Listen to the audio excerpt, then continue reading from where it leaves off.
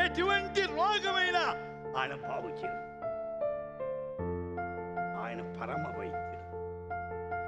రోగుల కొరకు డాక్టర్ ఆయన. ఏ రోగులు? లోకములో ఏ రోగము లేకపోయినా ప్రతి మానవుని పాప రోగము ఉంది. ఇప్పుడు అడుగుతా, నాలో పాప రోగము లేదు అని వాళ్ళు చేతనే అందరిలో బోధిస్తున్న నాలో ఉంది. వింటున్న మీరు యేసులో పాప రోగము లేదు, నా యందు పాపమున్నదని మీలో ఎవడు స్థాపించడు? ప్రపంచములో పాపము లేనివాడు ఒక్కడు అని యేసుక్రీస్తు.